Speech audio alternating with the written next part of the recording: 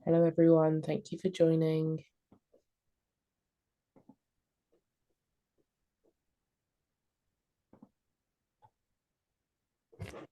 Hi, everyone. Thank you for joining. We're just going to make a start shortly. If in the meantime, whilst we're waiting for some others to join, you want to just put in the chat your name, your business name, and whereabouts you are based. And we might be able to give you a few shout outs before we actually make a start.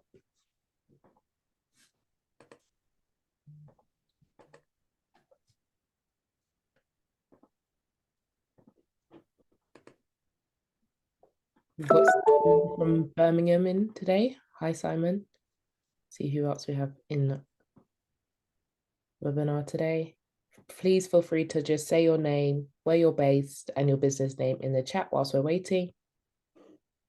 We have Daniela, who is in Westchester, Pennsylvania, and she teaches yoga. Amazing. It's lovely to have someone from across the pond with us today.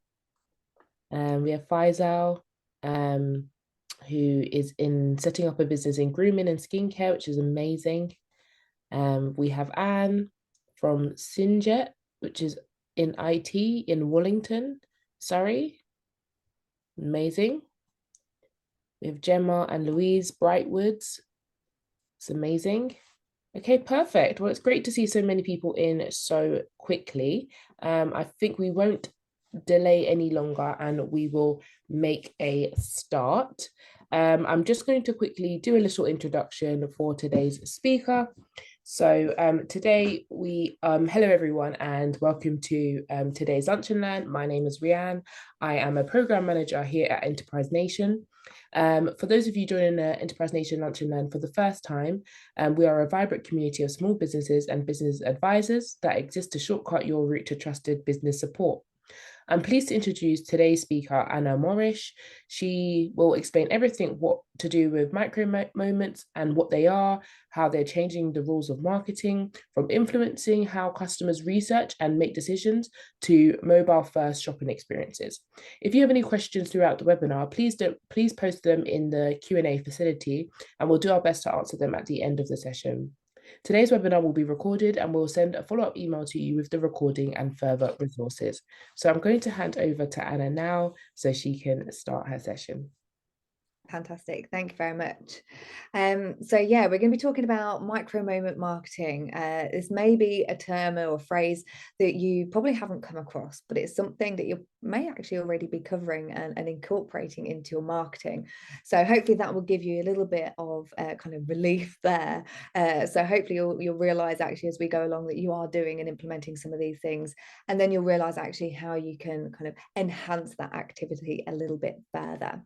So what we're going to be covering today, so just as Rian mentioned, we're looking at the different kinds of micro moments. So we're going to look at, how do we identify those micro moments that are going to be relevant for you?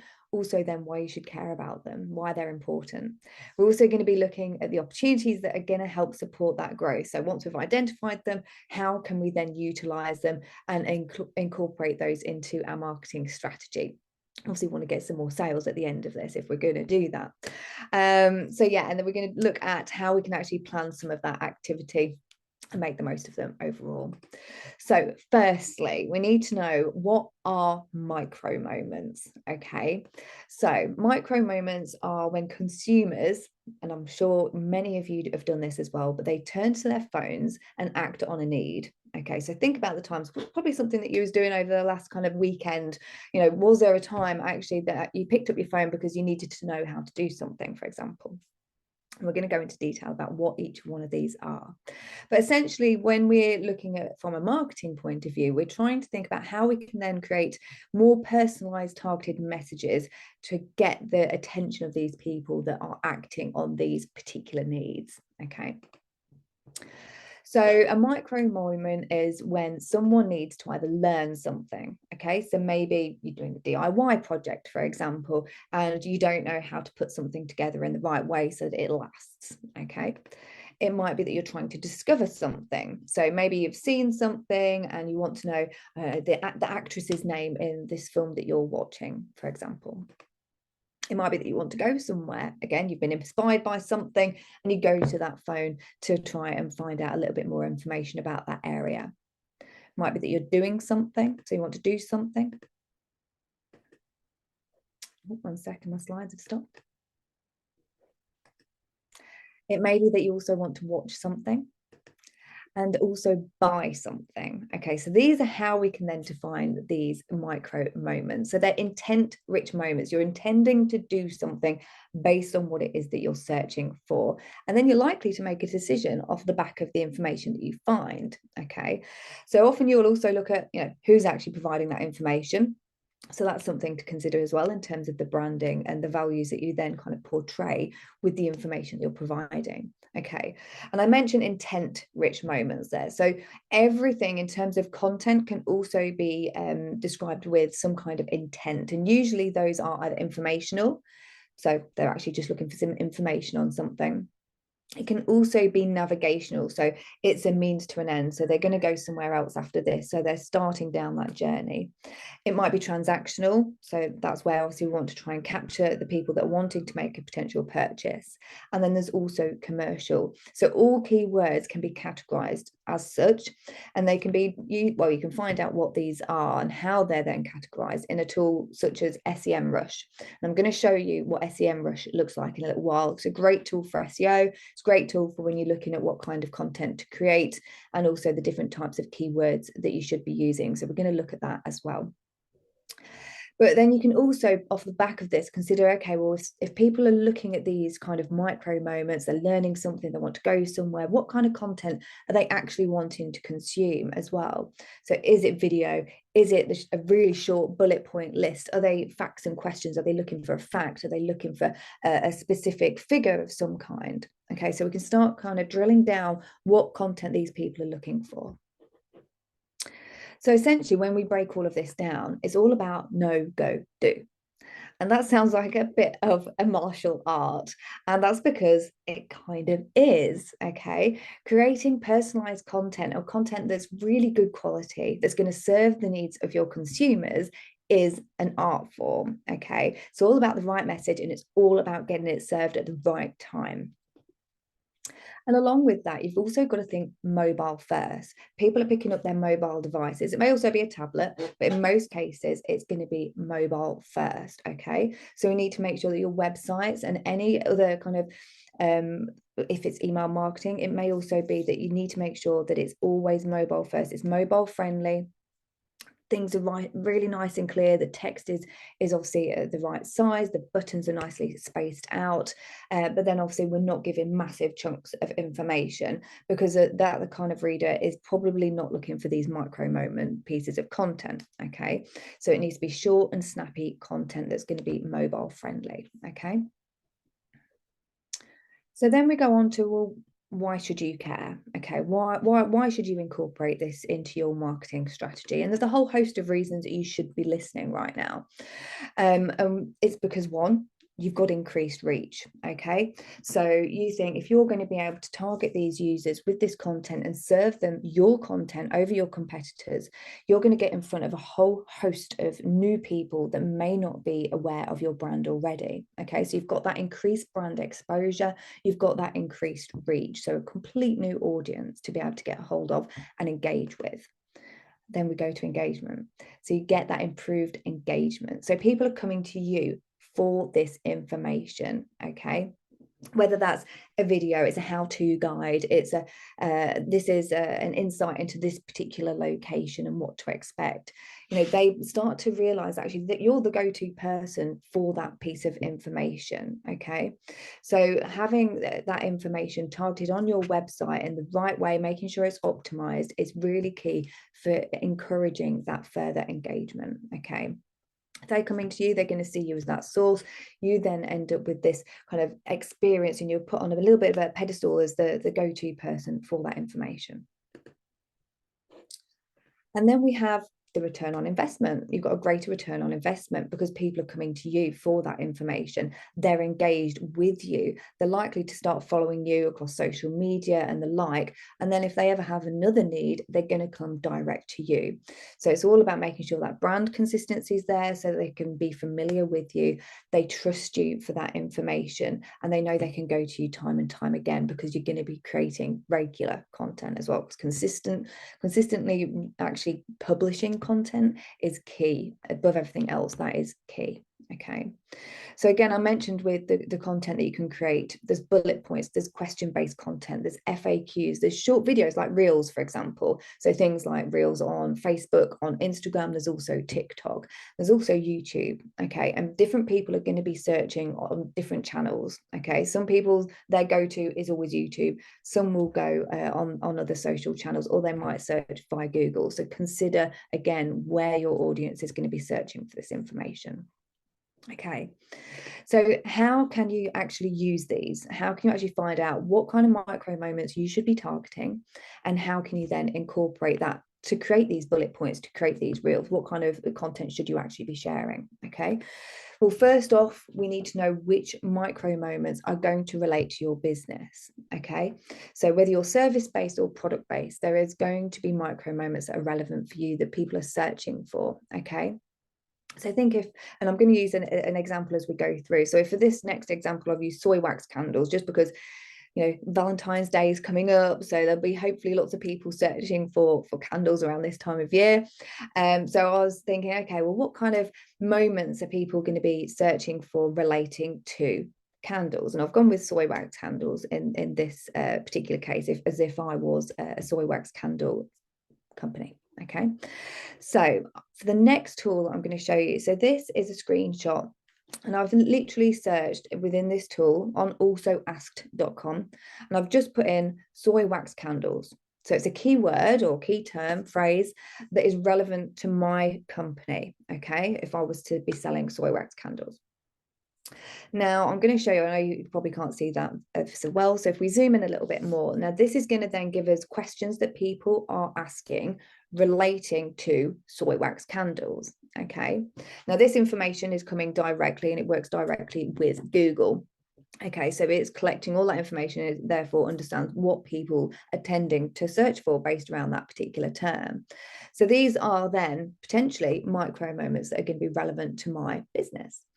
So we've got here, are soy wax candles better for you? So that may become under facts and questions, and I could give a small answer that could then lead through to a blog post. So we're going to then serve two different types of people that are searching there, but the micro moment is that short snippet bit of information on the facts and questions part of the website. Then we've got some other elements here. So which is better? We've got soy or paraffin. So people, you know, they're probably Googling, they're thinking, okay, well, what's, you know, which one's better? Which one should I actually purchase? Is it this one or is it another? So again, we want to make sure that we've actually tackled that question. We've included that question in some content on our website. Again, we're including it on our website, but we can also include it on our social media. Again, there's probably a lot of people out there that are searching on social channels. They're going to be also searching on YouTube. So even a short video saying about the difference and comparing each one of those types of products would be ideal. Okay. More than we're seeing more than ever with TikTok that people are using it as a search engine. So having it on TikTok and having all the right hashtags in place, soy wax candles, paraffin wax candles, all of those is going to be relevant. So think again, you know, when you're creating content, sometimes it can be really overwhelming thinking, oh gosh, I've got to create something new every single week. And actually you could create an article that then has lots of snippets of information, and then you can repurpose that to actually cover so many of these micro moments. Okay, so think about how you can structure your content, repurpose it from a blog post to social snippets and even videos. Okay, so you don't always have to reinvent the wheel, but we're covering all of these different elements where people are searching. Okay, so you're going to increase your organic search, but then you're also going to get the people that, you know, they're doing something in real time. They're actually looking for information right now. Okay. And then carrying this on through, I'm using another tool called Answer the Public. So answerthepublic.com. And I like this tool in the fact that, so when you can see this circle here, it breaks it down into who, what, how, when, where, all these different things. And you can actually click on each one of these and you can see who is currently ranking in Google for each one of these particular terms. So it can give you then a bit of inspiration of, how well are your competitors doing against you, but also what content is Google actually seeing as quite informative. Is there something that we can then do to improve on that? And then obviously we can break that down to create micro moment relevant content. Okay, so again, I'm aware that you can't necessarily see this overly well, and I will be sharing all of these slides, by the way, on SlideShare, so you will be able to download these and see these nice and clearly.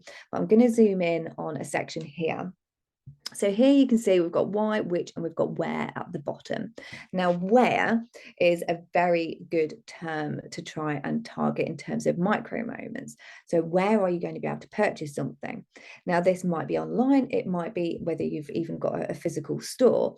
So in this instance, this is where with a lot of clients, we're actually incorporating location page strategies.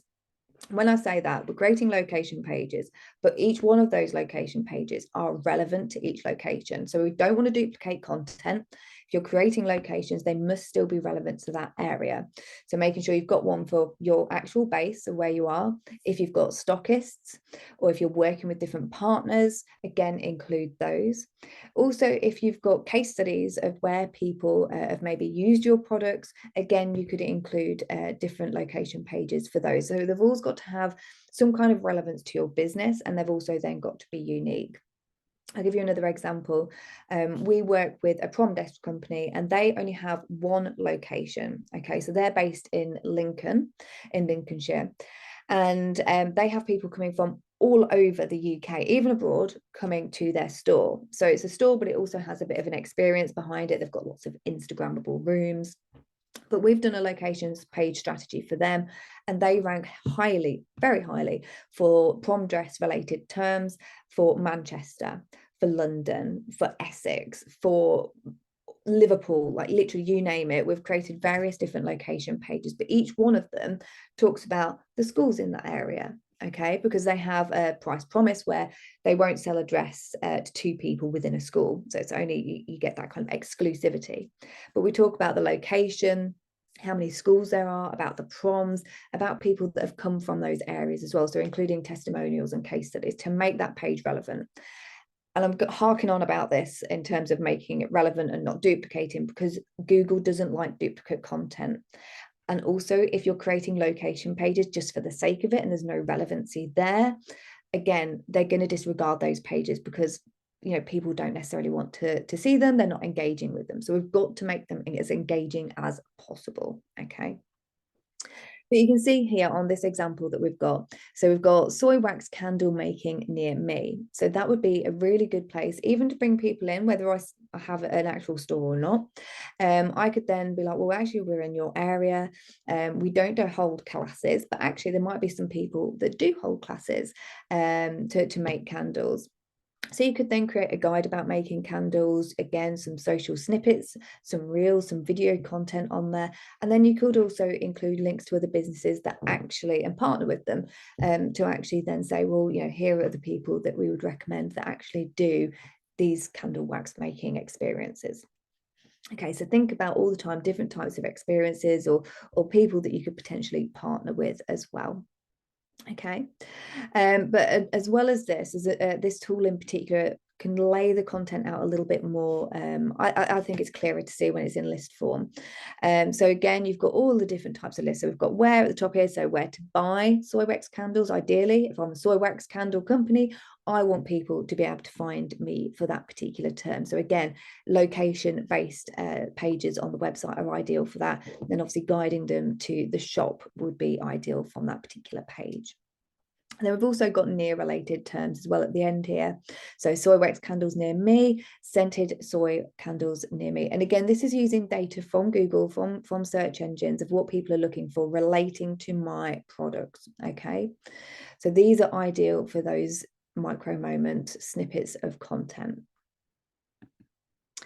And then as we go through, so again, I've just used that term here. So that one that was in the near me, soy wax candles near me, and you can see what it is that actually shows up. Okay, so we've got all of the sponsored posts here. So you want to make sure if you do sell products, so you're not service-based, but you're product-based, that your feed of products is in Google. So you've got Google shopping ads. There's a whole lot of content with that, and obviously that's ideal for micro moments because again, people are going to be able to go and think, okay, yeah, I need some of that. Okay. And then you can see that we've got the location-based section below here. So you've got some recommended places near me, and then you've also got the map to the side here. So we want to make sure that we've got all of our contact information in place. I'd also recommend if you haven't got one, make sure that you have a Google business page set up. Obviously, all of your contact information on there as well. Another good thing, another tip for improving your ability to be found in search, again, for micro moments, if people are searching on Google in particular, is to ask people to obviously give you reviews. Not only does it support the trust element when new people are coming to find you, but it also actually helps in terms of if people are including certain product names, even locations, and you can encourage people to do that, give them a bit of a snippet of what other people have written in terms of the reviews. But if you can include locations or particular products, then those keywords again are going to support your ability to be found for those particular micro moments that you want to target. And I'll scroll down a little bit here. So again, you can see, so the people also ask section, that's where all of the question-based terms that we found on also asked and answer the public are also found. And these areas are perfect for driving traffic to your website. Okay. I'm sure each and every one of you that's on this talk today have used this section before. I would say 99.9% of you have, for no matter what it is that you're searching for. But each one of those then obviously will click down and give you some further information. These are ideal, I say, they drive so much traffic. So I would recommend if you are wanting to target a particular micro moment, have a look at already who's appearing for those micro moments right now. Now, to also be able to be found for these, not only do we need to be answering these particular questions on our website, we also need to have the specific markup in place on our website. Now, when I say markup, I'm referring to schema markup, okay? There's various different types of schema markup, but usually these particular sections are linked to FAQs on a website, and they'll be relevant for individual product page or service, or okay, so we don't want to just have a general FAQ page. We want to have at least 2 or 3 FAQs on individual products. Okay, they can link through to blog posts and guides and other information, but we want to have specific FAQs on individual pages, and then we want to put FAQ schema markup on the website. Okay, and then that's going to tell Google we've got the right markup in place. Please, look at the content on our website and consider us for this particular section. Okay. In terms of other schema markup, there's product and service schema markup, there's local business schema markup, and there's a whole host of others as well. Those are reviews, which are obviously great for SEO as well.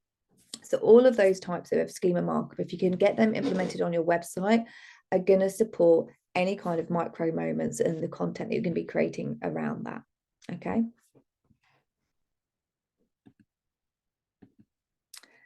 So once we've identified those, we also need to then consider, okay, well, which ones matter the most? Okay, because there's a whole host. There's going to be so many. And yes, you can create location page upon location page and all the FAQs that you want, but you also need to consider which ones are going to be the most targeted, which ones are going to hopefully lead to that commercial intent and that transactional intent where somebody's actually going to make a purchase, okay, or engage with you.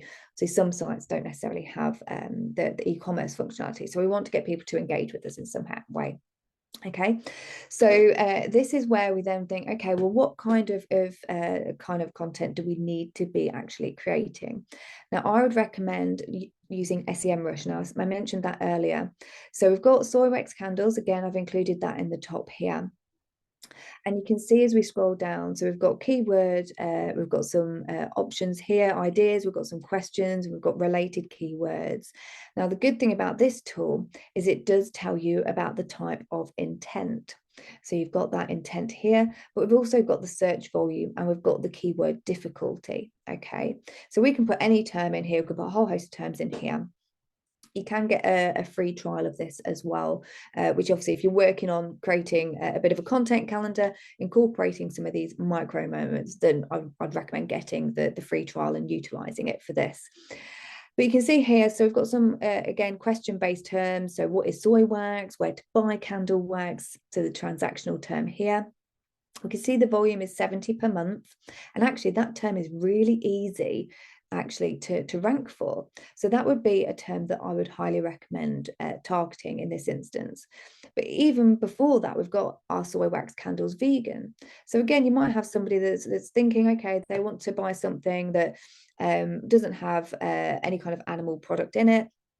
Again, so that it might be informational, but it could lead on to a transactional kind of piece of content here. So we're kind of thinking, okay, well, there should always be a next stage. So if they're going for an informational led piece, maybe they land on a blog post, we're guiding them to the shop pages so that they can hopefully then look at your products and then make a purchase. Okay, now we can see that that's really easy to rank for. So in this instance, I would recommend creating a piece of content, a blog, all about soy wax candles, the different types of soy wax candles, or different types of candles in general, and then break that down and link through to your product pages. And that's going to help with various different types of micro moments. And same with any location pages, I'd always recommend including links to your product pages, including links to about you, so people can find out about your values as well. And then we obviously need to create content. Now, I mentioned a few different types of content there. We've got FAQs, we've also got videos as well. And we can, as I say, repurpose that content for various different types of platforms, but also different learning styles. So I know for myself, I'm a very visual person. So I like a lot of visual content. I also do like to read a lot of content, but there's also people that are very logical. There's also auditory as well. So consider all of these different things within your website and your content. Make sure that it's accessible. Okay, so people can click a button and then they can listen to the content. Or it might be that it's a video that, again, might have the text written underneath it. So we want to make sure that all content is accessible, that we're repurposing it, not just for different platforms, but for different learning styles as well. And then whenever you're creating any type of content, and especially for micro moments, you want to be promoting and distributing that content. You can also create ads off of the back of it. So things like retargeting, if you're getting people coming to you with a need, setting up retargeting ads is a really, I would say, not necessarily cheap. It's a cheaper way than running paid ads. But it's a cheaper way of bringing people back. So, people that have actually been on your website, you serve them an ad, they're already familiar with your brand. They know that you've given them information and support when they was looking for other things that they needed. So they're more likely to come back to you and make a purchase. And if you're setting, or if you're creating content, you're getting organic traffic. And even if you're running ads already, if you're not running retargeting right now, you're missing a trick. Okay, so whatever you're doing, I'd always look at making sure that you've got retargeting set up, as long as you've got the right amount of traffic available to do that.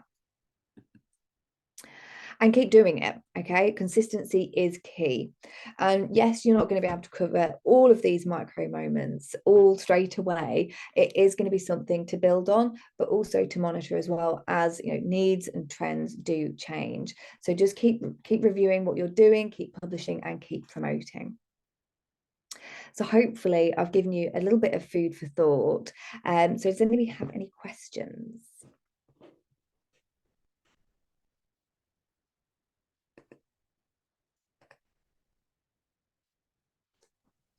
Perfect. Thank you so much, Anna. I'm just waiting for some questions to come in to the Q&A facility. I don't think we've got many in the chat, but I have shared all the links in the chat for the various websites that Anna has mentioned. So SEMrush, arcs.com, and Answer the Public. So they're all in there. We have had a question from James, who's asked, any tips on getting started with Shima? schema markup. Mhm. So yes, I can give you some examples. So what I'll do after this, as I say, I'll share all of the slides on my slide share. So there is a link there. It's got loads of other talks that I've done with Enterprise Nation on there as well. And then as well as that, I will share some details on my LinkedIn about schema markup. I can share loads of resources. One, because you might already have some of it set up on your website, so you can check what you've got. And then, yeah, I can share you various different resources to be able to implement the different types of schema, because there's hundreds, but obviously you want to make sure that they're most relevant for you. But yeah, I will share that. So connect with me on LinkedIn, connect with me on Enterprise Nation as well. So if you can tell me a little bit about your business, it's always useful, because then I can recommend the right type of schema. But yeah, send that over and I can obviously point in the right direction. Perfect. One other question we've got in is someone has asked, what is your view on using AI to help you generate your content? Ooh, don't do it. Don't do it. Mhm. Create your own unique content. And if you want to create snippets for micro moments, ask it to then do that. Okay. So you want to create your own unique content first. So I was literally even speaking to somebody on Friday who said, oh, I've been, really quite active with using AI for content generation. But and then I was like, was it around September? She said, yeah. And it was found that actually by creating that content, her search visibility had actually taken a hit. And that is very common. So people that are in the marketing industry, there's so many people I know that have run various different tests just using AI generated content. And again, their search visibility, their traffic, the keywords that they currently rank for have tanked. Now they've done this as a test to obviously see how Google's looking at all of this. Google's smart. It knows if you're using historical information, it wants people to be creating new content, new insights, and new views. So I'd highly recommend, yeah, unique content. But if you want to create those little snippets, use it to then feed it your content and say, okay, this is my content. Can you give me X, Y, and Z? That's fine. I think we'll sneak in one more. We just got about 1 more minute left. So Amanda has asked, if you have literally just started, which is the best place slash channel or area to focus your intention on getting yourself out there, as it can feel like you are shouting into a void? Yes, it can. It's difficult. When you're first starting, again, you don't want to spread yourself too thin. So it's all about building up your personal brand, I would say, more than anything. Work on that. Your personal brand and your face, your face, you are the face of the business after all. So pick maybe one or two social channels that you want to actually build on, and then start actually interacting with other people as well. So don't just publish content and expect other people to see it. You've got to engage with people, tag people in your content, tag other businesses, tag other organizations as well, and start kind of building up relationships and friendships within the right kind of community that you want to be part of. Perfect. Thank you so much, Anna, for joining us for today's lunch and learn. It's been absolutely lovely chatting to you, and a big thank you to all the lovely attendees for joining us today. We'll be sharing the recording and further resources in a follow-up email later on this afternoon. So feel free to connect with Anna. I've shared a link in the chat where you can connect with her, or you can find out more about Quibble also. But thank you all for joining, and we'll see you on the next lunch and learn. Bye bye. Thank you.